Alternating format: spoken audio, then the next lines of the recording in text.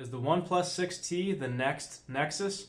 Hey, what's going on? Thank you so much for stopping by the channel. If this is your first time stopping by, let me just say I do really appreciate it. What I try to do is look at tech through a real-world lens. If that interests you at all, consider subscribing. As always, time codes will be in the description down below. This video we're going to start off a little bit different and go into a brief history of the Nexus line and OnePlus. Now the Nexus line first. That was a line of phones from Google that weren't actually made by Google. Google would reach out to a hardware manufacturer like Samsung or LG or Huawei or Motorola, you get the idea, and say, hey, we want to use your guys' hardware, but we want you to use our software. So these phones were known for having very fast updates, straight from Google, for having solid performance, and running stock Android. The Achilles heel of these devices was the camera, and the phones were really popular in the modding community. The most popular software that you could run on the phone that wasn't from Google was something called CyanogenMod, which basically looked stock but offered a lot of customizations. Fast forward to today, and we've got the Pixel line from Google, a phone that is more like an iPhone than a Nexus, but that's a story for another day. So OnePlus. OnePlus is a company based in China. They're owned by the same parent company as Vivo and Oppo. If you guys haven't heard of them, don't worry about it. Just note they're a couple pretty big companies over in China. Now that's relevant for a couple of reasons. One, you can see some of the technology from Oppo and Vivo in the OnePlus, particularly the water drop notch on the screen. And the other part is because you'll hear some YouTubers call OnePlus a scrappy startup, and that's just intellectually dishonest. Like, this is public information. They're not a startup. They've got a heap of funding behind them.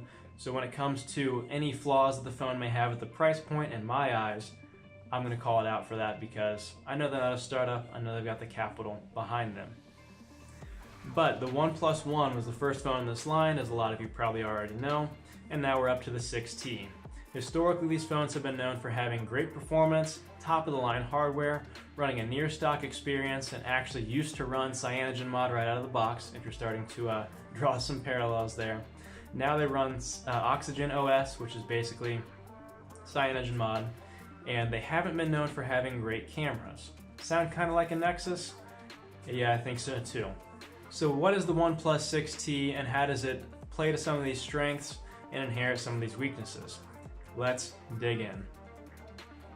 First, we're going to start with things that I like about the phone. I like the battery and the charging. Now, this phone only has a 3700 milliamp hour battery, which I think is too small. I'm going to continue to say that until phones with a 4000 milliamp hour battery are the norm. But with that said, the battery life has been stellar. I'm getting about 6 to 8 hours screen on time on this phone, depending on how much I stream. So I don't know what OnePlus has done, but hats off to them as far as the streaming goes. Because on days when I stream, my battery life actually goes up. I'm getting between 6 to 8 hours of screen on time with about 24 hours on the battery. And to slide it down from the top here, you can see, and I'll pull this a little bit closer to the camera because I know it's kind of hard to pick up a phone screen on camera. The brightness is cranked for the sake of this video, but I usually keep my brightness right around half there. But again, it's up to make it a little bit more visible for this video. Charging wise, OnePlus still has the fastest charging that I have ever used personally. I mean, I haven't used Huawei's 40-watt supercharge, and I probably won't because I don't plan on picking up a Mate 20 Pro, but OnePlus's charging, hats off to them, that is also pretty killer. One downside to make you guys aware of, you have to use OnePlus's charging brick and their charging cable for their fast charging to work. I mean, it's a trade-off, right? You can't just go online and buy an Anker fast charger or some cheap USB-C cable. You have to buy it straight from them. So they're obviously making some money on those accessories, but the charging is so quick, I think it's well worth the trade-off. Next thing that I really like on this phone, the performance. Now, you can just, I mean, this is something that's, you know, pretty well known. We're not going to spend a lot of time here. You can jump around all kinds of apps. You can load up as many things as you want. This phone is just not going to lag, it's not going to stutter, everything loads up right away. I am on airplane mode, so if I'm opening some things that need to connect to the internet and you're not seeing them pop up right away, don't worry about it, I'm on airplane mode. Just know one of the strengths of this phone is its performance. Still one of the fastest, snappiest Android experiences that I've ever used personally. And we're going to tie that into the overall experience actually. So the phone itself basically runs stock Android, and if you watched my Pixel 3 versus OnePlus 6T video, you would know that I think this is the best stock experience that you can get on a phone. So the notification panel here, I mean, this looks pretty stock, right? Looks pretty close to stock Android, but it's dark. You can customize the colors. I've got like a cyan accent color there, a nice little callback to CyanogenMod, which I ran quite a bit back in the day. Down here at the bottom, you can choose between a nav bar, which is what I have enabled currently, gestures, even the pixel gesture with a little weird bar and back button. And the best part is you can rearrange them. So stock Android has the back button all the way over here on the left. I hate that, so I've got it moved to the right, and I like the nav bar over gestures. If you don't, that's fine too. The point is you have the power to choose here just like it should be. Now the one thing I don't like is the recent apps are just like on Android 9 Pie by default. I don't like that you don't get a lot of information there, but you do have a clear all button right there at the bottom, instead of on the Pixel 3 having to scroll all the way over to hit your clear all. Over here also, which you probably noticed from the slider there, is you have to slide down twice to get to it, but the screen brightness, which is something that I play with the most and adjust the most throughout the day since I don't use auto brightness, is at the bottom, so it's easy to reach. One other thing with the overall phone experience is the notch. Yeah, it's there. Yeah, it's kind of ugly, uglier than having, no notch at all. And the shape of it is kind of weird. But with all that said, I don't mind the notch on this phone, and I'm an avid notch hater. The notch is so small, it's really out of the way. I truly don't mind it on this phone. The last thing that I'll mention is the ambient display. So let me cut the screen off here. And there you go. I'm going to pull this up closer to the camera screen as well so you guys can see it better. The ambient display, it's not always on, and that's because one of the drawbacks to OLED, really the only drawback, is you can suffer from burn-in. Now what burn-in means is if you have an image displaying on the screen for a long period of time, that image will burn into the screen. So I could have probably not 0744 there like the time right now, but I could have that 0 there because it's going to be there a lot of the time. Or same thing, maybe the month with December or Monday. You get the idea. So I really like the ambient display. It's not always on. If I get a notification, it lights up. If I can cut it off here, you can double tap the screen and light it up. That really makes up for the lack of a notification LED, in my opinion. So that's everything that I like about the phone. Let's move on to the things that I don't like, because at the end of the day, no device is perfect. And we're going to start with this really quick to get it out of the way. The battery, it's not at least 4,000 milliamp hours. I think there's no excuse to include a battery smaller than that in a device in 2018, but they did. That said, the battery life's been good, so if that's one of your biggest complaints, go for this phone. Battery life has been good, just the battery could be bigger. My next complaint, and this might surprise a lot of you guys, the camera. The camera. If you're shooting something that's still, completely still, like a landscape, there's no wind blowing, just something still, the camera is going to do just fine. With that said, there's been a really weird issue that I've had with the camera. And what that issue is that there's the slightest movement. So if you watch any of my other videos, probably know that I have a puppy because sometimes he makes some noise in the background. I'm trying to take a picture of him because he doesn't really hold still. Or you're trying to take a picture of a landscape, think of like flowers or trees, like tree branches blowing in the wind. It's going to come out a little bit blurry around where that thing is moving, which I don't really expect from a phone in 2018, especially one that's around this price point. Now I know what you're probably thinking, but hey man, the phone is not $1,000. It's only $550, it's only $580, depending on your storage configuration. Why are you ripping on it?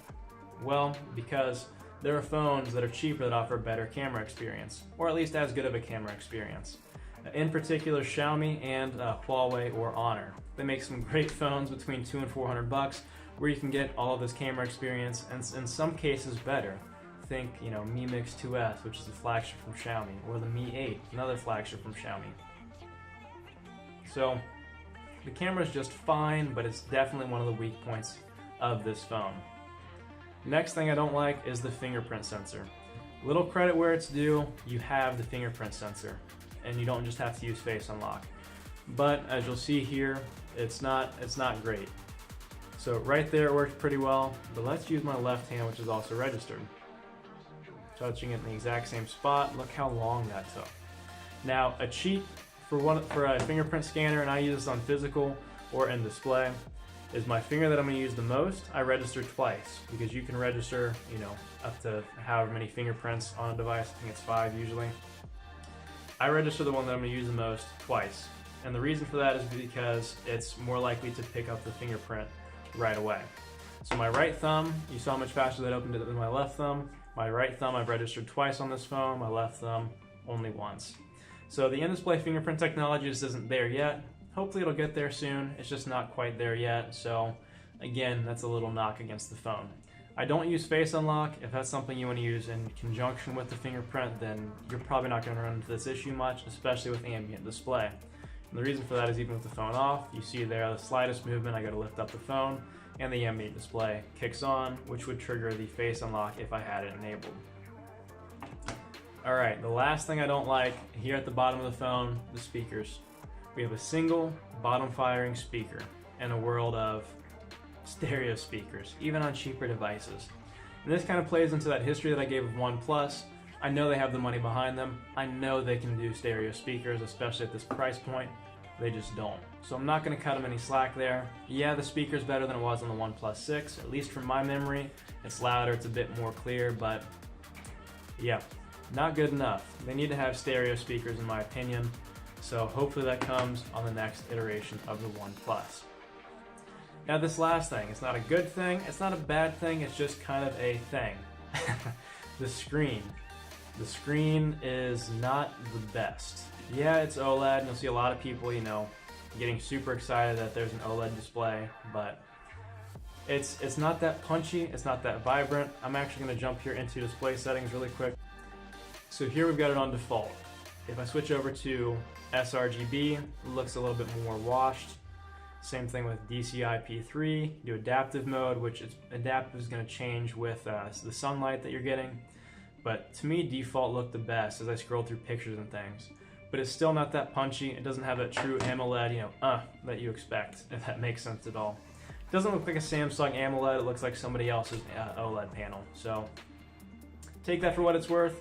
I wouldn't not buy the phone just for that. The screen is fine. It's just not, you know, a strong point of the phone, if that makes sense. So time for my biggest endorsement of the phone. Will I hang on to it? No. I mean, as much as I enjoyed using Oxygen OS, and as much as I did like using this phone, I'm not going to hang on to it and keep it. I really like what Huawei and Xiaomi are offering right now. In fact, my daily driver is the Mate 20X, which, fun fact, is what this video is being shot on, so if the video looks good or bad, it's the Mate 20X. You've got a real world example of that. Yeah, the phone's just not big enough for me, and yeah, it doesn't offer enough for the money for me. But with that said, if you're looking for a great Android experience, a close to stock Android experience coming over from iOS, or you want stock Android with a little bit of tweaks, or you just want the best stock experience, this is the phone to go with. If you want to save a little money and go with the OnePlus 6, by all means do so. The only downside of that phone is the battery's not quite as good. I don't see a big difference in the camera or anything else, just battery's not quite as good, the notch is a little bit bigger, but that's really it. Anyway guys, that's going to do it for me. If you have any questions about this phone, leave a comment down below. I try to respond to all the comments, so if you got a question, just leave it down below. Thank you so much for watching. I'll see you in the next one.